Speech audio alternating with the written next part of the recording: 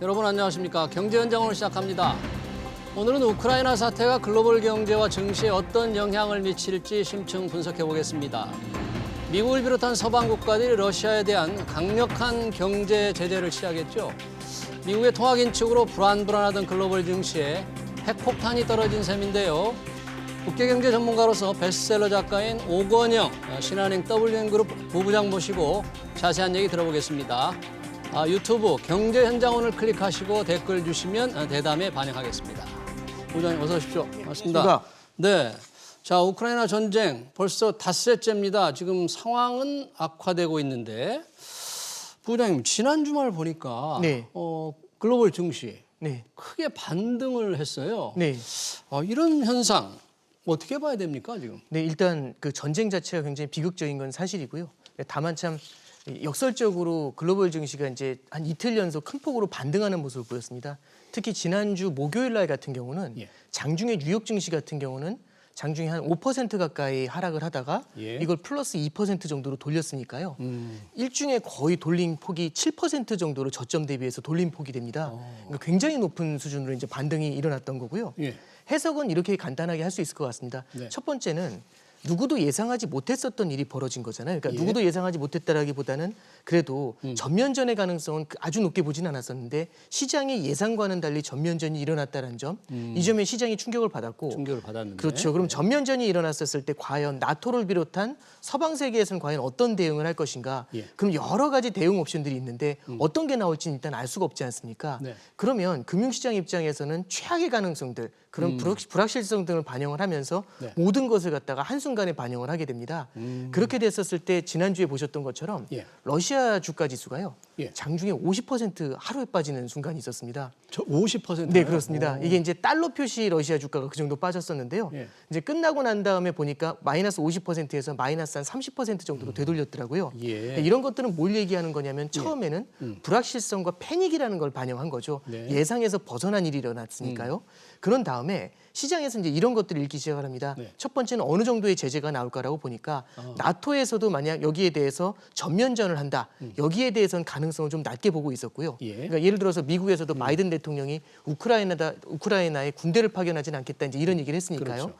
이런 게 있고요. 두 번째는 이제 스위프트가 지금은 이제 얘기가 되고 있지만은 초기에는 유럽 국가들이 반대를 하면서 스위프트에서는 러시아를 배제시켰어요. 스위프트. 네, 그렇죠. 그러니까 스위프트를 갖다 배제시키는 거는 이제 일단은 좀 동결해 놓자. 스위프트는 활용할 수 있도록 하자. 이제 이렇게 했었죠. 그런 것들을 봤었을 때 금융시장 자체에서는 최악은 아닌가 보다라는 이제 그런 기대감이 생기기 시작하는 거죠. 결국에는 뉴스에 대한 민감도입니다. 굉장히 불확실성이 터지니까 패닉 셀링이 일어나다가 하나하나 생각보다 덜한 것 같다라고 하면서 불확실성이 거치는 것을 보면서 금융시장이 빠른 반등세를 보였던 것. 이게 이제 첫 번째 이유가 되는 거고요. 두 번째 이유는 뒤에서 좀 더 부연 설명을 드리겠지만 항상 그랬던 것 같습니다. 2016년도에는 브렉시트라는 게 있었어요. 브렉시트도 예상 외로 브렉시트가 통과가 되니까 당일날 금융시장이 크게 흔들렸었거든요. 영국의 EU 탈퇴 네, 결정. 그렇습니다. 그리고 이제 그 외에도 여러 가지 악재들이 터질 때마다 금융시장이 초반에는 크게 흔들리다가 그 다음에 항상 무엇을 기다렸냐면 이렇게 되면은 경기 둔화로 이어지게 되니까 경기 둔화를 막기 위해서 연준에서 미국 중앙은행이죠. 연준에서 굉장히 많은 돈을 풀어줄 것이다. 이런 기대감이 컸던 거죠. 지금 시장은 1월 초부터 해서 계속 무언가에 눌려 있는데 그게 연준에서 금리 인상을 빠르게 가져갈 것이다. 이런 긴축에 대한 우려를 되게 크게 반영하고 있습니다. 그런데 우크라이나 사태가 딱 터지면서 무엇을 보게 되는 거냐면 그럼 이게 간접적으로는 미국의 성장도 둔화시키게 된다면 이렇게 봤었을 때 우리가 예상했던 것보다 연준도 그렇게 빠르게 금리 인상 속도를 가져갈 수 없을 것이다. 이런 기대감이 생긴 거겠죠. 그래서 뉴스에 대한 민감도가 첫 번째가 되는 거고요. 두 번째는 연준에 대한 기대감, 연준의 긴축 정책이 조금은 좀 완화적으로 돌아설 것이라는 기대감, 이 두 가지가 작용한 것으로 그렇게 보입니다. 그렇군요. 그러니까 연준의 정책이 상당히 공격적으로 될 거로 예상을 하고 있었는데 이번 사태로 바뀌지 않을까. 그 얘기는 조금 얘기를 좀 뒤에 좀 더 하고요. 그렇긴 하지만 지금 상황이 굉장히 좀 안 좋잖아요. 해결의 실마리가 안 보이고 아까 말씀하셨던 이 달러 국제 결제망에서 러시아 주요 은행들을 다 배제시키기로 퇴출시키기로 결정이 내려졌지 않습니까? 네, 그렇습니다. 강도 높은 제재 현실화됐다면 투자자들이 성급하게 뛰어들어서 매수를 함으로써 반등 주가가 반등한 것 다소 좀 성급한 이런 투자가 아니었을까? 네. 이런 생각도 해보는데 어떻습니까? 이제 저는 그런 생각을 합니다. 뭐냐면 학습 효과라는 게 있었거든요. 큰 위기가 터졌을 때 항상 예. 연준에서부터 강력한 부양책을 넣어줬고 그다음에 워낙에 세계 경기 자체가 좋지 않다 보니까 예. 위정자들도 그렇게 극단적인 선택을 별로 하지 않았었고 이런 것들 때문에 항상 금융시장이 크게 흔들리는 국면에서는 빠른 회복세를 보이곤 했었습니다. 예. 예를 들어서 보시면은 예. 뭐 이제 굉장히 좀 비극적인 일이긴 했지만 9.11 테러 때도 되돌아보면은 예. 한 열흘 정도 금융시장이 크게 흔들렸었거든요. 열흘 정도. 네. 네. 그런 다음에 바로 정책 효과가 나왔던 게 뭐냐면 전 세계에서 국제 공조를 통해서 함께 금리를 인하하면서 경기 부양에 나섰던 경험이 있습니다. 예. 그러면서 이제 2001년도 9월 달에는 금융시장이 전 세계적으로 다 흔들렸는데 10월, 11월에는 금융시장이 빠르게 반등을 했었던 그런 경험이 있었고요. 예. 2020년도는 아마 많은 분들이 기억을 하실 겁니다. 코로나. 2, 3월 때 코로나 때문에 굉장히 큰 폭으로 하락했다가 예. 연준에서 무제한 양적 완화라는 걸 해주면서 금융시장을 다시 끌어올렸었던 그런 경험이 있죠. 이런 경험에 따른 학습 효과가 굉장히 많이 작용을 하는데요. 예. 한 가지 저도 조금 좀 우려해서 좀 말씀드리고 싶은 부분은 이제 01년도나 2020년도나 예. 경기 둔화 압력을 느끼게 되면서 주가뿐만 아니라 국제 유가도 함께 무너졌습니다. 아, 그 당시에는. 그렇죠. 예. 네. 국제 유가가 무너지게 되면서 어떤 압력을 키우게 되냐면 디플레이션 압력을 키우게 되거든요. 이렇게 됐었을 때 디플레이션이라는 거는 물가가 하락하는 우려가 커지는 겁니다. 예. 이럴 때는 돈을 뿌려주는 것들이 유동성의 공급을 늘려주는 것들이 큰 부작용을 가져오지 않고 결국엔 이게 효과가 있겠지만 지금은 반대로 예. 굉장히 에너지 사이드에서 되게 민감한 지역에서 터지는 문제지 않습니까? 그렇죠. 이렇게 됐었을 때 최근에 보시면 국제 유가가 일시적으로 예. 100불 위로 올라갔다 내려오고 이런 일이 벌어지고 그렇습니다. 있습니다. 네. 이런 상황에서 함부로 이제 그때의 기억을 갖다가 딱 그대로 적용한다라는 거는 저는 조금은 좀 리스크가 있지 않겠나 그런 점들은 좀 염두에 둬야 된다 이렇게 생각을 합니다. 네, 그러니까 9.11 테러나 이 코로나 같은 비경제적인 돌발 충격 이후 시장이 반등하는 게 늘 있어 왔지만 지금 상황을 꼭 그렇게 대비해서 하기는 지금 원자재 시장 쪽이 심상치 않다 그런 예, 얘기네요. 그렇습니다. 조금 다른 부분이 됩니다. 예. 자, 미 연준의 의사결정 잠깐 언급을 하셨는데 말씀드린 대로 이 투자자들은 굉장히 지금 긴장하고 있어요. 네. 3월 연준에서 어떤 결정이 내려질까? 네. 원래 이 우크라이나 사태가 없었다면 어떻게 예상이 되고 있었습니까? 이제 3월 달 그 FOMC에서 가장 중요하게 보는 건 딱 두 가지 이슈가 됩니다. 예. 일단 두 번째 이슈는 일단은 불거지지 않았었을 텐데요. 우크라이나 사태가 없었다면 예. 첫 번째 가장 큰 이슈가 되는 거는 3월에 0.5% 기준금리를 인상하냐 아, 이겁니다. 0.5%포인트. 2000년도 5월 16일 이후에는 예. 0.5%를 인상한 적은 없습니다. 인하한 적은 있었더라도. 그러면 이 정도로 강한 긴축을 한 번에 때리는 게 과연 현실적일까 이제 이런 얘기가 있었고 현실적이다 아니다라는 얘기가 굉장히 많았죠. 현실적이라고 하는 쪽은 빨리 물가를 잡아야 되기 때문에 지금 세게 올려놔가지고 뒤에 물가를 죽여놓는 것들이 너무 많은 금리 인상을 하는 그런 우를 범하지 않는 거다. 예. 오히려 이제 이런 얘기를 하는, 그러니까 초반에 예방을 크게 하자는 얘기죠. 근데 이제 반대하는 쪽에서는 그렇게 갔었을 때는 오히려 미국의 성장을 둔화시킬 수 있어. 이제 이런 비판을 했던 겁니다. 예. 근데 우크라이나 사태가 딱 터지게 되면서 성장 둔화를 우려하는 사람들의 입김이 아무래도 주장의 설득력을 얻을 수가 있겠죠. 왜냐하면 이 불확실성이 너무 크기 때문에 어떻게 이어질지를 알 수가 없지 않습니까? 이런 상황에서 0.5% 기준금리를 인상하는 게 적절할까라는 그런 쪽에 이제 반대파 쪽의 힘이 조금은 더 실리는 상황이다. 이렇게 볼 수 있고요. 예. 두 번째는 어떤 것들을 또 하나 보셔야 되냐면 예. 우크라이나 사태가 딱 터지기 전에는 연준은 두 가지 목표를 갖고 있습니다. 네. 성장과 물가를 바라보거든요. 예. 그러니까 성장의 극대화와 물가의 안정을 가져가야 되는데 연준에서는 성장은 어느 정도 탄탄하게 나와주니까 지금은 물가에 초점을 맞추겠다라고 정확하게 인플레이션에 대한 압력을 갖다가 딱 이제 경고를 많이 했습니다. 통화 정책의 네. 타겟이 명확했는데. 네, 그렇습니다. 네. 그런데 문제가 생긴 거죠. 이번에 우크라이나 사태가 딱 터지면서 어쩌면 물가뿐만 아니라 성장도 같이 고민을 할 수밖에 없는 거 아닌가. 예. 거기에 대한 시그널들을 갖다가 시장에서는 읽어내려는 그런 노력을 하게 될 것 같습니다. 네. 그러면 그러한 예상의 변화, 그러한 FRB 연준의 정책의 변화를 혹시 가늠해 볼 수 있는 3월에 어떻게 결정을 할까를 예상해 볼 수 있는 뭐 이런 뭐 지표라든 행사 이런 거 없습니까? 네, 이게 예. 작년도 말부터 굉장히 좀 중요한 지표로 작용을 했던 게 예. 미국의 소비자 물가 지수가 굉장히 큰 작용을 해왔습니다. 소비자 물가 네, 지수요? 그렇습니다. 네. 이번 달에도 중순 정도 발표가 되는데요. 네. 미국의 소비자 물가 지수가 있고 이번 주에 발표가 되죠. 미국의 고용 지표가 있습니다. 고용 지표가 탄탄하다는 얘기는 예. 우크라이나 이슈에도 불구하고 성장은 탄탄하다라는 그런 기대감을 가져올 수 있고요.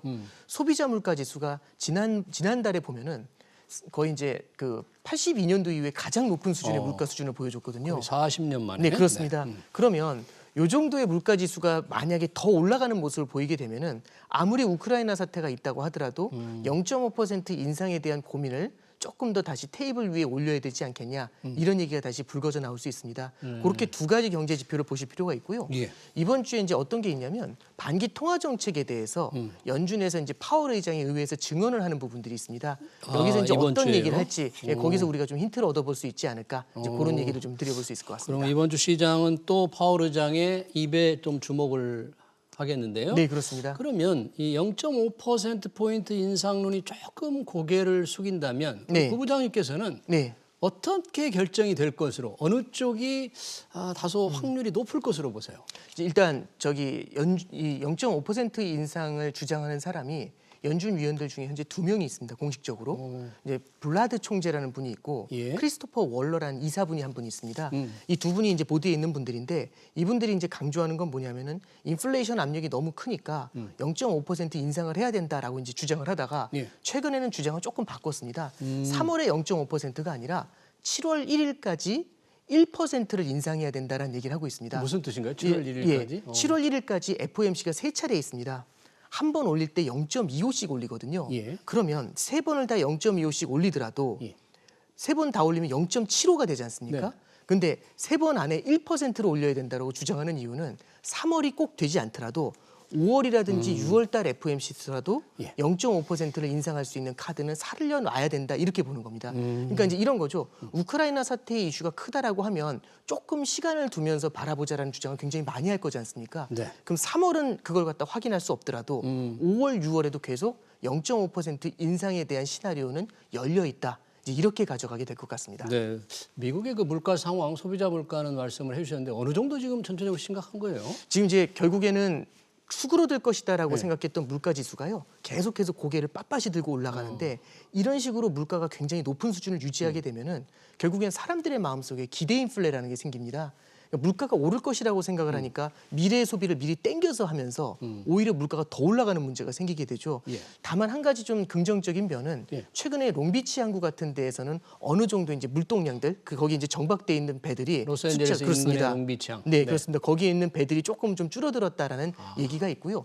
그다음에 운송비가 조금은 좀 낮아진다라는 얘기가 있고, 예. 그다음에 물가 상승을 주도했던 중고차 가격이 조금 하락했다. 이런 얘기들이 나옵니다. 물론 이것만으로 판단할 수 없지만 연준 위원들 같은 경우도 공급망의 이슈는 이런 점들을 미루어 봤었을 때 하반기 정도 되면은 지금보다는 조금 더 낮아질 수 있지 않을까 그런 기대감은 가지고 있습니다. 우크라이나 사태 때문에 미 연준이 금리를 안 올리거나 네. 뭐 그런 것까지 일어나지 않겠죠? 올리지 않겠습니까? 그러니까 결국에는 이 우크라이나 사태가 성장을 어느 정도 주저앉히게 만드는지 이게 굉장히 큰 관건이 되게 될 것 같습니다. 예. 만약에 금융시장에서 뭐 러시아 증시가 뭐 50%씩 하락했던 것처럼 예. 금융시장에서 만약 패닉셀링이나 이런 게 나타났었을 때는 금리 인상도 그렇게 세게 가져갈 가능성은 높진 않아지게 되는 거고요. 네. 이런 것들을 좀 같이 종합적으로 염두에 둬야 될 것 같습니다. 네. 지금 우크라이나 사태가 든 지정학적 리스크가 발생할 때 늘 뭐 사람들은 안전자산 네. 뭐 어떻게 투자를 하느냐 이런 생각을 하게 되잖아요. 네네.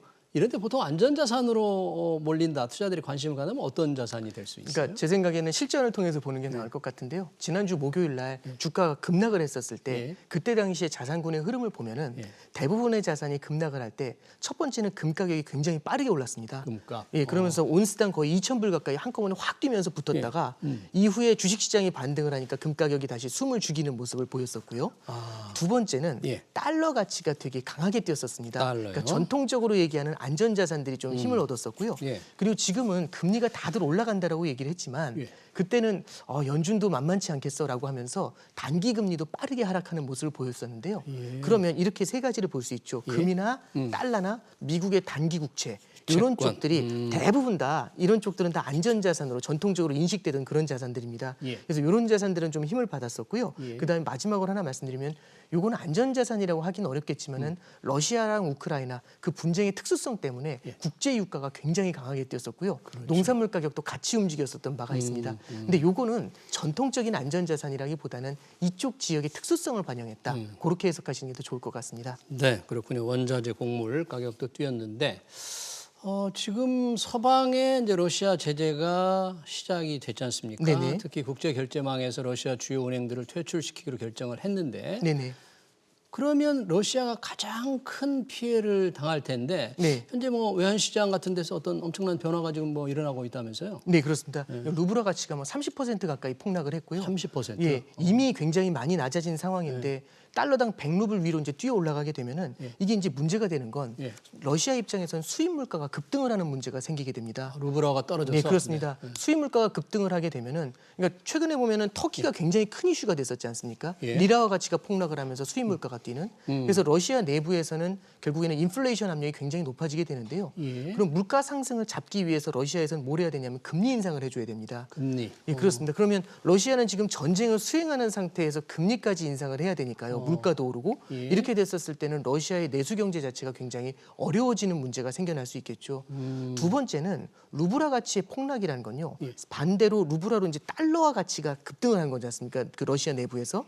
러시아 기업들 중에서 달러 부채를 갖고 있는 기업들이 있을 겁니다. 달러 빚을 갖고 예, 있는 그러면은 기업들. 이런 경우에는 달러 빚을 갚기 위해서 훨씬 더 많은 루브라를 지급을 해야 달러를 살 수 있고 그래야 빚을 갚을 수 있지 않습니까? 그러면 달러 표시 부채를 갖고 있는 러시아 기업들이나 이런 쪽에는 굉장히 큰 타격을 줄 수가 있겠죠.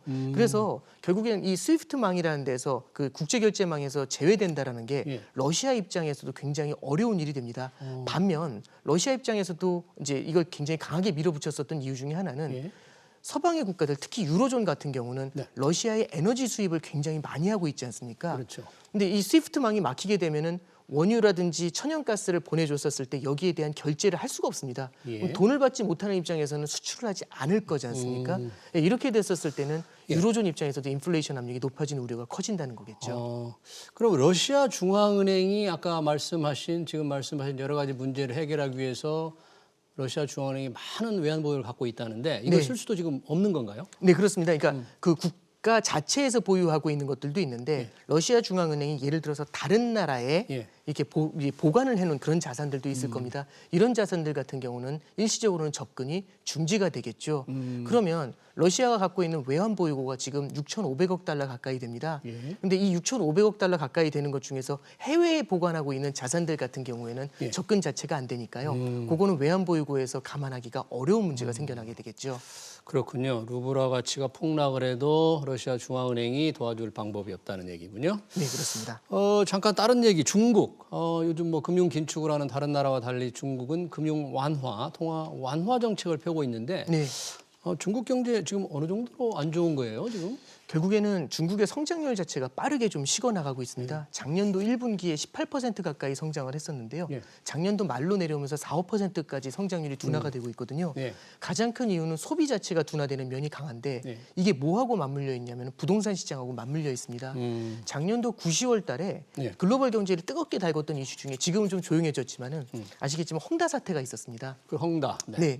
헝다 사태가 불거지게 되면서 더 이상 부동산 쪽을 통해 가지고 성장을 만들어내지는 않겠다라는 의지를 중국 당국에서도 보여줬었던 거거든요. 근데 중국은 과거부터 계속해서 성장이 둔화되는 국면에서 부동산 개발을 통해 가지고 이 성장률을 갖다가 완충시키는 그런 역할을 했었는데요. 지금은 그런 완충 장치인 부동산에 대한 성장 자체가 둔화가 되는 겁니다. 그러면 결국에는 부동산 시장에서 꺾여 나가는 게 있고 내수 소비에서 꺾여 나가는 게 있으니까요. 중국의 그 성장률 하락 속도가 굉장히 빨라질 수가 있죠. 그래서 중국 당국에서 최근에 보면은 이 스탠스를 조금 바뀐 게 이제 중국이 워낙에 부채가 많다 보니까 금리를 높여놓으면은 사람들이 빚을 좀 아무래도 겁이 나니까 덜 받게 되지 않습니까? 네. 덜 쓰게 되지 않습니까? 근데 다시 이제 금리 인하 기조로 전환을 시켰고요. 그러니까요. 참 독특한 겁니다. 미국이 금리를 인상하는 그런 상황에서 네. 중국은 금리를 인하하는 스탠스를 좀 보여주고 있고요. 그다음에 이제 인프라 투자, 그러니까 민영 기업들을 통해서 하는 건 아니지만은 지방 정부를 통해서 한동안 멈춰 있었던 인프라 투자를 다시 한번 강하게 가져가자 이제 이런 얘기들을 하고 있고 예. 대출을 조금은 좀 완화시켜주는 예, 그런 모습들을 좀 보여주고 있습니다. 그런 중국 정부의 금융 완화 정책은 그러면 중국 증시에는 굉장히 좀 좋은 영향을 줄까요? 일단 기본적으로는요. 중국 증시 자체가 굉장히 많은 기업들이 존재하고 있고요. 예. 이렇게 다양한 부양책을 써주고 있지만 다른 면에서는 규제 같은 부분들도 존재를 하게 되겠죠. 예. 그리고 증시 자체가 글로벌 경제하고도 연동된다는 면을 봤었을 때 예. 이런 것들을 좀 아울러서 종목 단위로 좀 접근해 보시는 게 어떨까 네. 그렇게 생각이 됩니다. 마지막으로요. 아까 네. 그 서학개미들 우크라이나 사태에도 불구하고 네. 마구 주식을 사들였는데 네. 어떻게 보세요? 그런 그러니까 분들. 저는 이렇게 생각을 합니다. 그러니까 단기적인 이벤트에 들어가서 이게 모멘텀이라는 게 있는데 이 흔들림이라는 것 있지 않습니까? 크게 떨어졌을 때 들어가 가지고 올라가는 거를 향유할 수 있다. 이제 이런 기대감들이 있는 건 좋은데 네. 초보자 입장에서는 이런 투자는 굉장히 좀 어려울 것이다라고 생각을 하고요. 네. 저는 조금 좀 경계해서 말씀드리고 싶은 거는 이런 형태의 전쟁이 단기적으로도 변동성을 높이지만 중장기적으로는 성장의 둔화로 이어질 수가 있습니다. 성장의 둔화라는 거는 결국에는 주식시장에도 악재로 작용할 수도 있거든요. 그러니까 네. 조금 멀리 보면서 분산 투자하기 위해서 다양한 가능성들을 열어놓는 게 좋지 않을까 그렇게 말씀드려봅니다. 네, 잘 알겠습니다. 우크라이나 사태의 증시와 글로벌 경제에 미치는 영향 잘 들었습니다. 지금까지 오건영 신한은행 WM그룹 부부장이었습니다. 부장님 고맙습니다. 감사합니다. 네.